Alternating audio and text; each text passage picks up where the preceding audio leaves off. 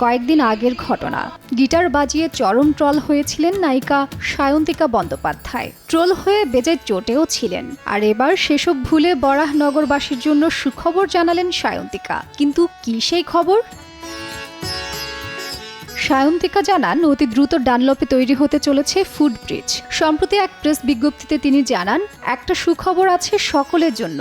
বিধানসভার অধিবেশন চলাকালীনই আমি ডানলপ ফুট ব্রিজ নির্মাণের প্রস্তাব দিয়েছিলাম সকলের জন্য। আশা করি খুব শীঘ্রই ফুট ব্রিজ নির্মাণের কাজ শুরু হবে। বরাহনগরের বহু মানুষ উপকৃত হবেন। এদিকে বিষয়টি নিয়ে তৃণমূল বিধায়ককে ধন্যবাদ জানিয়েছেন রাজ্য সরকারও। সায়ন্তিকা জানান, সরকার বিষয়টির গুরুত্ব বুঝে তৎপরতার সঙ্গে যে প্রস্তাবটি গ্রহণ করেছেন তাতেই তিনি আপ্লুত।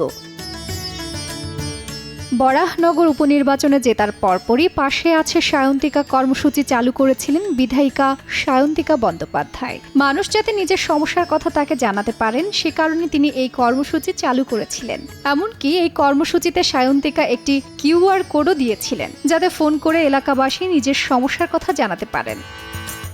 এছাড়া কয়েকদিন আগেই আরজিকর নিয়ে প্রতিবাদ মঞ্চে গিটার বাজিয়ে রীতিমতো লোক হাসিয়েছিলেন সায়ন্তিকা। সোশ্যাল মিডিয়ায় এই ভিডিও উঠে আসতেই তীব্র ট্রোলের মুখে পড়েন অভিনেত্রী বিধায়িকা। এখানেই শেষ নয়, আরজিকর ইস্যু নিয়ে তার অভিযোগ ছিল মিডিয়াকে কিনে নিয়ে বিরোধীরা ছড়াচ্ছেন ভুয়ো খবর।